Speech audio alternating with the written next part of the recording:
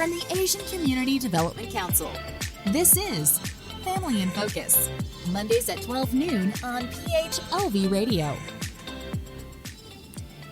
Hi, everyone. Happy Monday. Welcome back to Family in Focus, the show that's brought to you by the Asian Community Development Council, or ACDC. We're here every Monday, and today we're getting right into the issue of nutrition, especially for children. You know, we're talking about families, and especially now we're talking back to school, but how do you set them up for success from the very beginning until they grow up? And I think this is a topic that a lot of families are dealing with right now. And here at ACDC, we have a nutrition and wellness manager. His name is Jaime Rangel, and he is joining us on the show today to talk about this topic and bring his expertise to the table. Also, coming up in a little bit, we have a local mom here in Las Vegas. Her name is Adrian Babbitt, and she's joining us a little bit later, and she has some challenges of her own that she wants to bring up to Jaime. So I think she's going to address some of the issues that a lot of parents are dealing with these days. So it'll be great to hear from her. But first, we want to bring Jaime back into the picture. And Jaime, I know you've been working with Asian Community Development Council for a little bit. Talk to us about your role. If people haven't heard you on the show before, what do you do with ACDC?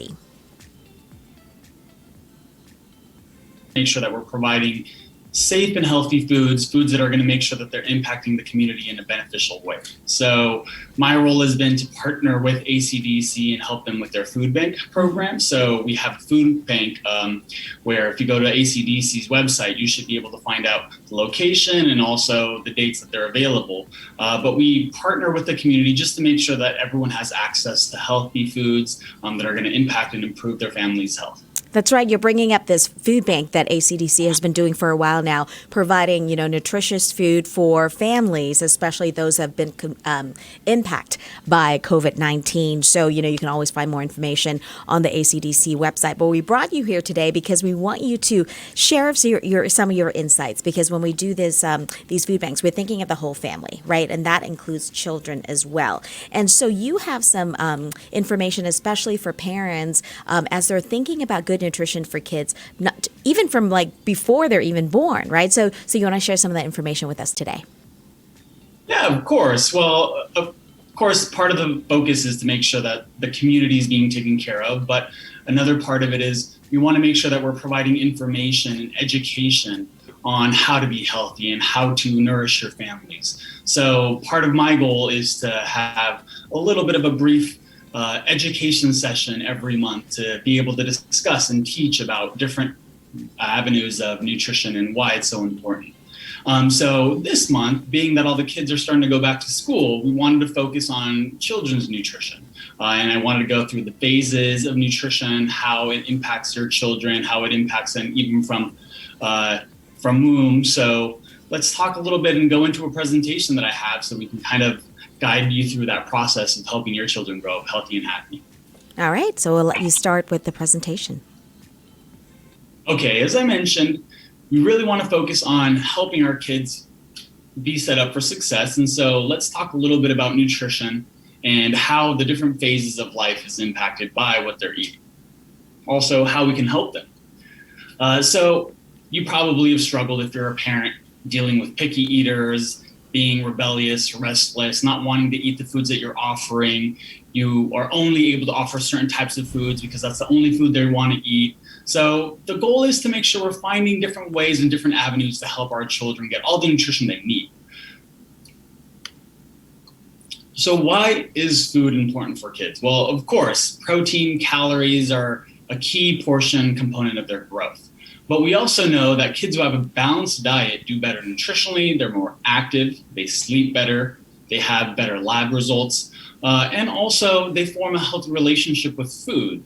They have more self-esteem, they are self-accepting, not only with food, but in general, they have more esteem, they are capable of interacting and engaging with others. So there's a lot of different components that come through food. And when we think about food, we think of nutrition, but we also have to think about food being a social component of our lives. Food is also a pleasurable component of our lives. And so the more we're incorporating healthy habits in our diet, in our daily routines when we're eating, the better off we and our children will be. So there's many different stages of your child's growth. And we want to start off from the very beginning. So even before your child is born, there's certain things that are going on with hormones through the pregnancy and overall your development of your babies, of the fetus, that are incorporated and impacted by the nutrition that is being brought in. So let's start with that. Pregnancy and infancy both are really, really important during or to set up a child's future. Research suggests that mothers who eat a variety of nutrients, a variety of foods, a variety of flavors, help pass on that flavor profile to their children. If you think about it, you probably have offered your child a food that maybe you haven't really tried very often, or they haven't tried very often, and their immediate reaction is just completely to want to push it away.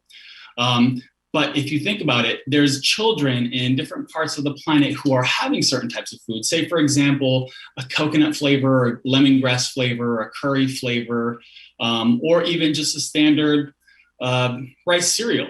So some of those foods are very, very common in different cultures, but not common in other cultures. So when you are having a mother eat those specific types of foods, they're basically passing on some of those flavor profiles to their baby, to the fetus, and it's helping prepare that infant for the foods that they're going to receive as an older child. Now, along with that, breastfeeding does pretty much the same thing. You pass on the nutrients, you pass on protein, you pass on healthy calories, but at the same time, you're helping pass on some of those flavor profiles that are going to set up your child to be prepared for those foods when they are introduced. So the next phase is a child's first foods. So this is a key component, a key time in a child's life too, because if we think about it, these are the first foods that they're going to have an experience too, and the flavors are going to be so different, sometimes overwhelming for them, that it's a process to help introduce our children to these foods. But why is that important? It's really important because if you're doing it in the right way, if you're helping your child get set up for success from the very, very beginning, you're going to help them continue on that process of being accepting of different types of foods. So some of the key things, key components as a dietitian that I focus on is making sure that you're starting your children off with foods that aren't going to be as sweet. You definitely don't want to do any added sugars. And the reason why is because children are smart, they're intelligent, they're going to go for what they like. So if you introduce something, say, for example, a super sweet banana or apple puree, then they're going to realize that, wow, the food that I'm having is a sweeter food, and I really like the sweetness profile. And then you go over to something that might not be as sweet. So say, for example, green beans or maybe carrots. It won't have that same taste. They won't get that same gratification. So starting off in a phase where you're slowly introducing different foods, maybe introducing foods that don't have that same level of sweetness, but also very, very important to introduce a variety of foods. And really want to make sure that you're coordinating with your pediatrician and your dietitian to make sure that they're helping you through this process, because there's also allergens and things that you want to avoid.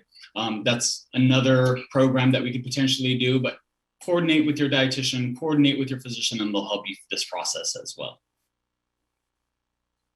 Now, toddlers. So toddlers, terrible twos, trouble. You think of a lot of things that sometimes they can be a little bit rebellious. And so they've learned to say no. They've learned to push back, and they've learned to be able to pick the foods that they want and stick to those foods. So part of it is now incorporating your toddler into the process of eating, meals, and preparation.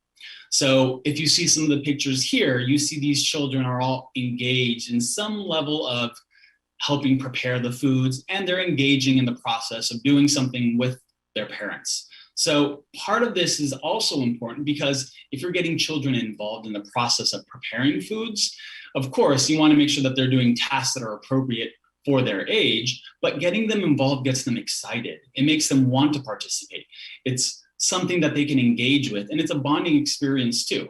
So being able to use this process of helping your children have fun with food, be engaged with food, and prepare healthy meals or help you prepare healthy meals, that's going to make a huge difference to help them get excited both before they get the food to the table and once the food is on the table. Now, school-age children, this can be a bit tricky Because if you think about it, once your children start going off to school, they start having their own choices. So this is why it's so important to prepare them before they get to this phase, because the more you're allowing your children to be a part of the process, but also helping teach them about a variety of different foods, different flavor profiles, and why food is important, then by the time they get to school, they might see their favorite foods. And sure, that's probably the first thing they're going to go for. But if they see other foods that are available, they might be engaged and willing to try those foods too. Or if you're sending your children off to school with meals, then it gives you more variety, it gives you more options, it gives you space to be able to prepare different types of foods to help them. Once they get to school, they'll have that variety, that engagement with the food, and also a variety of nutrition that they're putting into their bodies. So we want to make sure that we set up a positive space and prepare them for school. And some of the things that you can do along with them is just getting them engaged, going to the farmer's market, having them be part of choosing a different type of fruit or veggie that they're bringing home, having them also participate with the meal times, and having them learn about snacking, how to have healthy snacks in between their meals so that they can get a good, balanced, routine daily intake. Now, teens, this is a different phase, a different challenge. Now, by this point, your children, your teens have already kind of gotten to a place of being happy with the foods that they understand. They probably have tried a variety of foods at this point, and they have more independence. So part of the teen phase is to make sure that you're keeping that open communication. Sitting down at a table, removing distractions, turning off the television, getting rid of the phones, getting rid of the tablets, all of those are incredibly important. The reason why is not only is it establishing family time and allowing for conversation, for important conversations that need to be had, but it's also helping them focus on nourishment time, on being interconnected, on making healthy decisions. Teens will be able to choose the foods that they're getting at school. They'll be able to kind of prepare for the phase of going off to school or moving away. So by you helping them learn to be self-sufficient with their meals, maybe including them in the meal process, maybe having them help prepare a meal once a week, those are all key things to help them out too. Because if you think about it, if they go off to school and they only know how to make 2 or 3 things, then they're going to be a bit limited and be more inclined to go and eat fast food, eat unhealthy. And you probably have heard of freshman 15. A lot of times this comes from just being overwhelmed by so much variety and so much option. So by you having them already have that authority, that interconnectedness with preparing their meals is helping prepare them for their futures as well.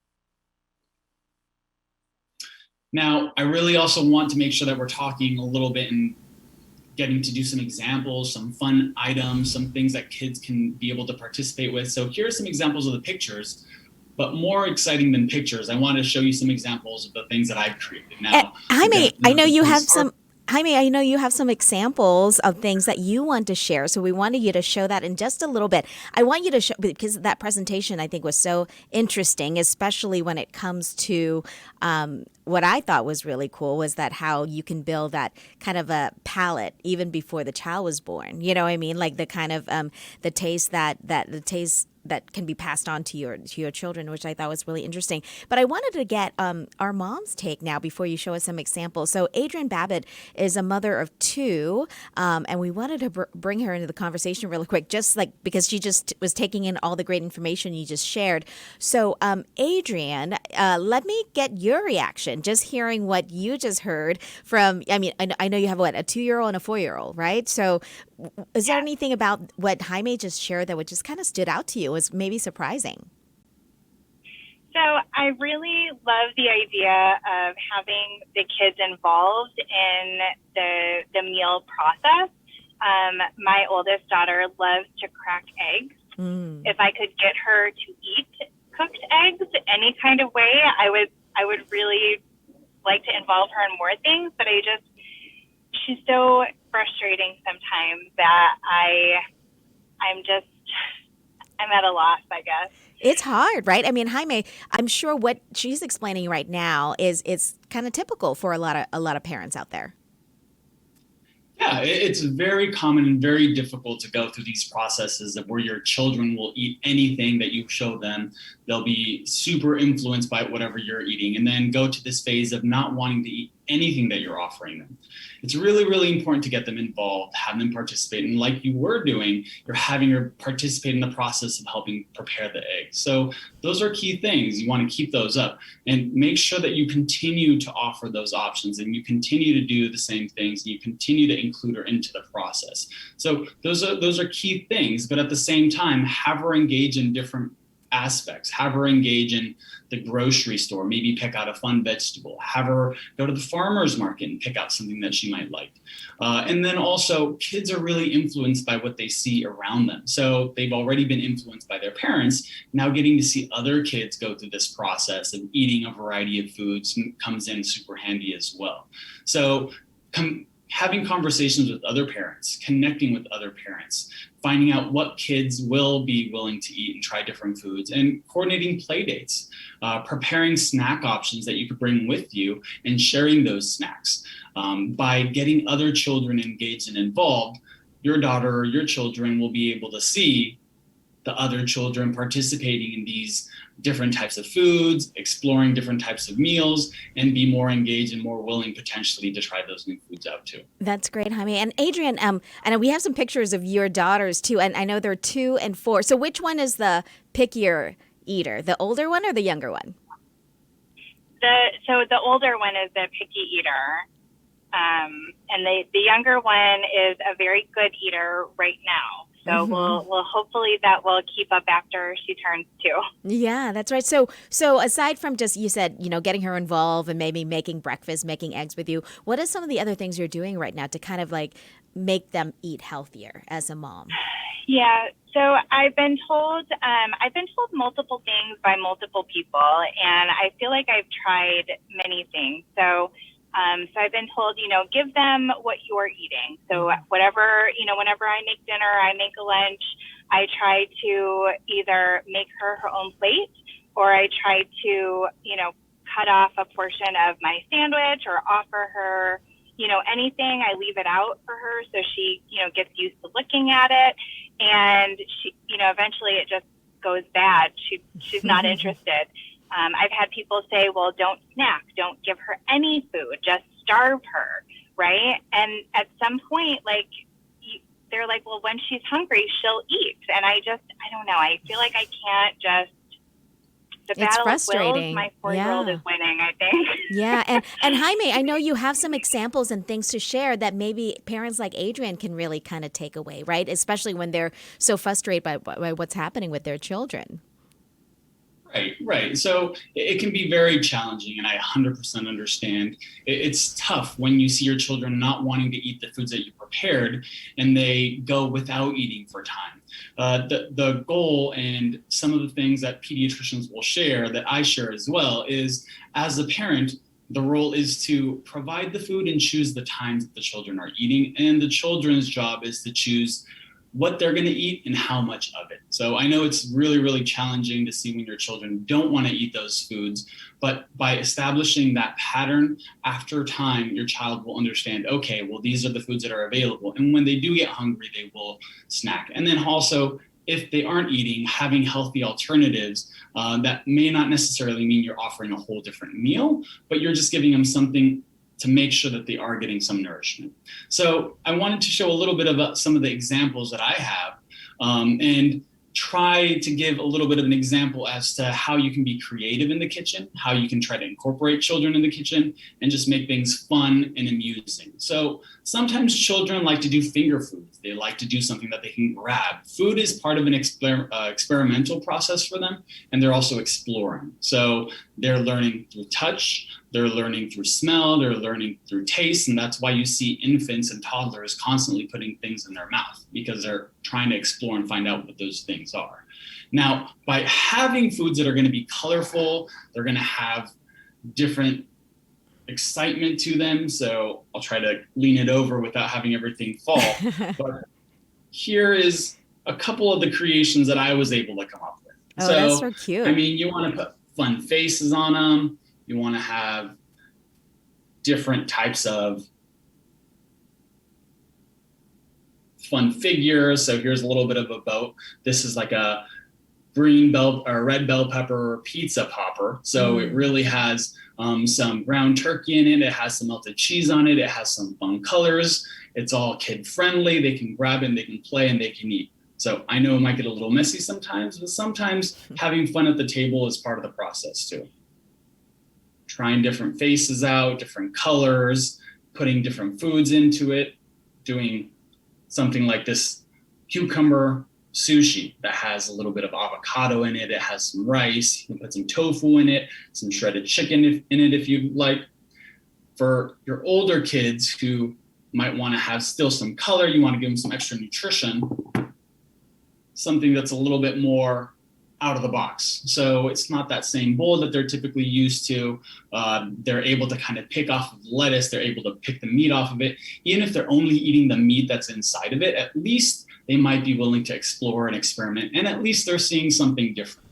When you're offering the same foods over and over and over again, when your kids see them later on when they go to school, they're not going to know what it is and be less inclined to try it. At least this way, if they go to school and they've already seen this but not tried it and they see the other kids eating it, it might make it so that they're a little more inclined to try it out themselves. Yeah, I really like those. And, I think those are great snacks for adults as well, like healthy snacks, because I'm always looking for that. So I love the ideas that you came up with. And these are simple things. Adrian, have you tried any of those things, like making food look really fun and appetizing for the kids, and any of them work better than others in your experience? I mean, I've made like smiley faces on things, but I think that there's only so much time that you have to put something like that together to just feel like it's still not working. So, I'm willing to try, but how long do you have to continue doing that before it's time to try something new? I don't know. Yeah, well, that's a really, really good question.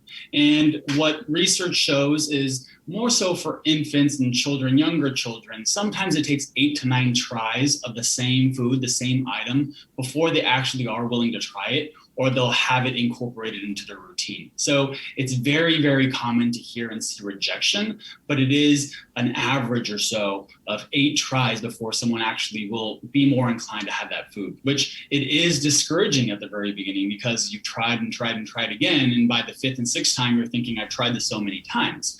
But yeah, repetition is key. And another thing is, if you're busy on the go, that's an important aspect of it too. So planning ahead for that, being able to prepare. And another example that I have is a little thing that I made here. So this took me about 15 minutes or so to make. I don't know if you could see it, so I'll show you some of the examples. But I have this designated bin that I keep in my refrigerator. And once a week or so, I'll put in a couple of different snack options that I can grab, take on the go, and I have something available for me. So this is great for kids and adults. I have here something as simple as just mandarin oranges and a little bit of celery. Something a little bit more exciting, we have some cucumber coins. If you want to go into something that's more kid exciting, made some butterflies. So I have some mango, dehydrated mango, and some veggies, some dried veggies in there. We also have some carrot sticks and dehydrated peas. And if you're getting ready to go get up early and go to school, so probably have heard of Go-Gurt, the home version of Go-Gurt, the same butterfly, half of it's yogurt. They could just rip off the edge. And then if you take off the clip, mix it together, you have your granola and your yogurt. Now they could just squeeze it out and have a little snack on the way to school, or even once they get to school, they have something that they can carry with them. So it's sometimes just thinking outside the box, and it sounds like you've tried a lot of different things, so I totally understand, but you can always keep on trying. I encourage you to keep on trying. I'm sure you'll find something that your daughter will be willing to try out. So I'm interested if I could ask a follow-up question about trying something 9 to 10 times before they're willing to actually try it or taste it. Yeah. Like what's the in-between time? like 9 days in a row, once a week for 9 weeks? Like, what's the recommended time? I would say space it out a little bit, because if you're constantly doing it, they're going to catch on. They're going to know what's going on, what's happening, and they will be more adamant about refusing the particular types of foods. But if you give it a little bit of time, it establishes some familiarity. And so by the time you've introduced it a fourth or fifth time, they remember seeing it, but it's not a constant bombardment of the same food over and over again. So it'll make it so that they're less resistant and more willing to try it. Yeah, great advice, Jaime. Thank you.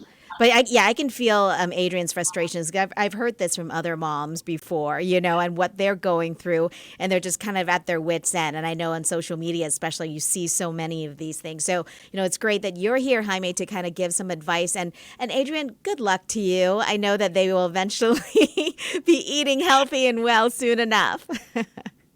Hopefully by the time they get to high school, Yeah, well, good luck. And thank you so much, Adrian, for coming on the show, sharing some of your, experiences with us, because I think other moms and other dads who are watching right now are feeling what you're feeling right now. And Jaime, thank you always. And thank you for coming all those treat ideas. I even want to take it and use them at home, because, I need some great healthy snack ideas as well. So Jaime, thank you so much for joining us today. Again, if you're just joining us, this is Jaime Rangel. He is the Nutrition and Wellness Manager with ACDC, and we have Adrian Babbitt. She is our local mom, sharing her frustrations and her insights as a mom. And this is a topic that's going to go on and on forever. So we're glad that you can join us and start this conversation. And thank you so much for watching us here, Family in Focus on PHLV.